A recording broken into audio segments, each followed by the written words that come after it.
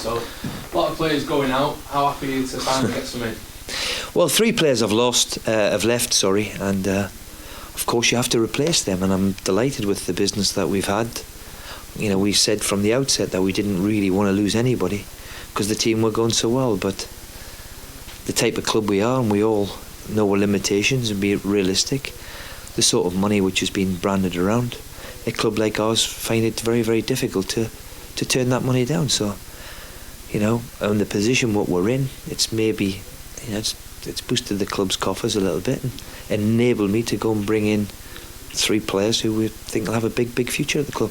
Is it frustrating that when you go out and find these players, you put them for obscurity almost, that they're the big fish? Yeah, but we've got to be honest that when we go and find them, we've sold the same thing to Hugo.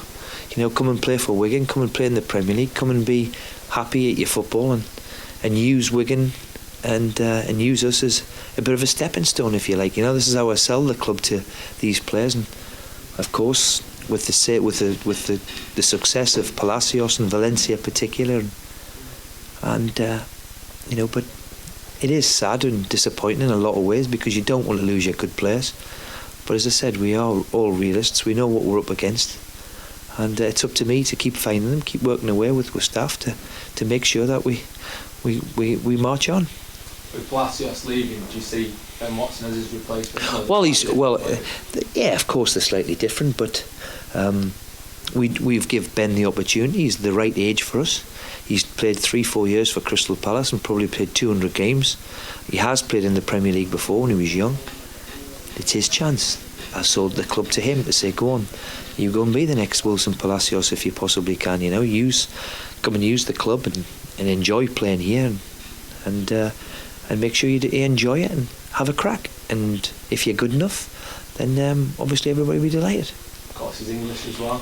Yeah, I mean, I wish I could find a few more English, but we always have to be, you know, we have to be a bit adventurous. We know that. We've done that in the past, and you know, we've got Midu here, and Rodallega is an exceptional talent. We think we're going to give him time because the one thing that we have with the South Americans is give them time, and a club like ours can afford to do that. So, you know, we're all excited of what he's going to bring to the table because he's different. He's a little bit of a flair player who can beat a man, and very, very decent player, so we're delighted with that.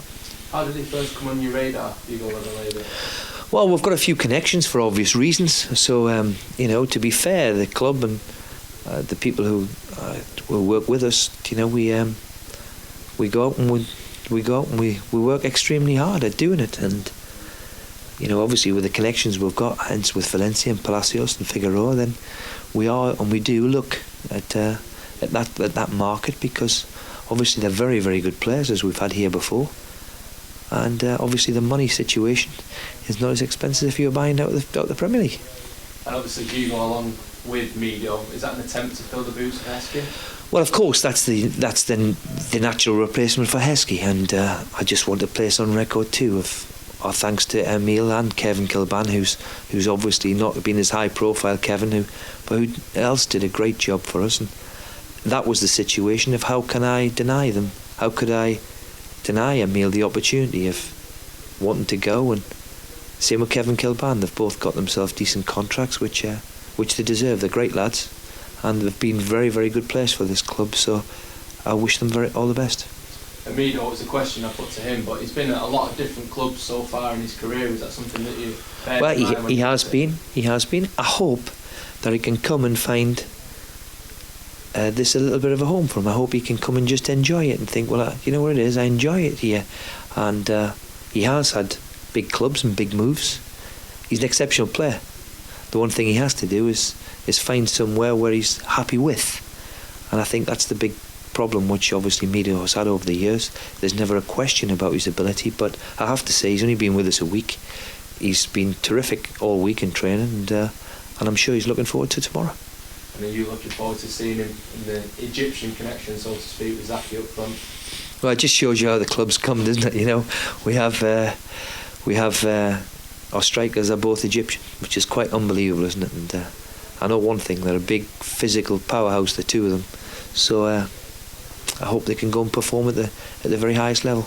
you see Wigan's style of play changing with the exits you've had and obviously the players? No, I think we play a certain way, and obviously the loss of Heskey, I obviously wanted to bring in somebody of his type because he has been a focal point of the team, and with the bringing in this sort of Midu of that sort, he's very, very capable of doing exactly the same. So I wouldn't think much will change.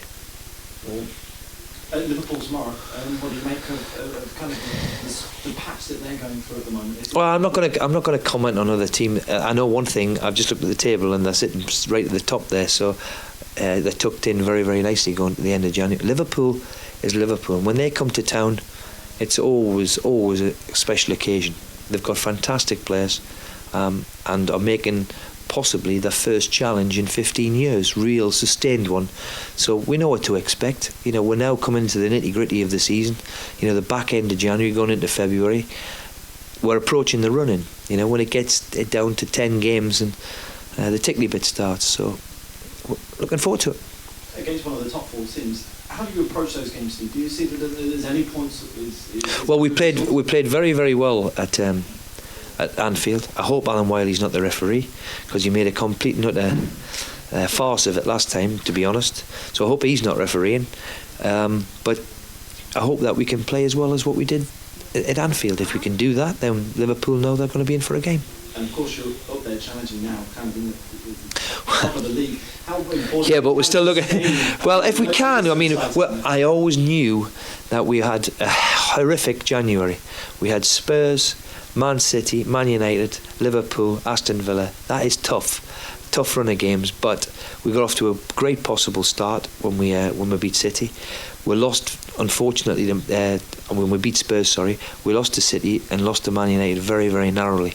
If we keep playing the way we're playing and have that belief, then who knows what we can achieve. Just going back to the transfer window, reports of Paul Sharner and the Villa might be interested in him. Well, this is the disappointing thing of why I never comment on other people's players. I've been speaking to Martin O'Neill for the past 10 days over Emile Heskey. Not once has he mentioned Paul Sharner. And then somebody's wrote a big story this morning, which obviously I can't see any truth in it at all. Otherwise, surely Martin would have spoke to me, when we've been speaking over the last 10 days. So I don't know where it's come from. Certainly there's been no contact between Martin, and knowing the way Martin works, I'm sure he'd have phoned me before it got in the newspaper. So there's nothing in it really. Stephen Hunt as well, right? Well, that's somebody else's player, so I'm not going to really comment. I get the hump about my players being in the papers, and we seem to be in that a lot lately, so I'm not going to comment on anybody else's. Okay, chap.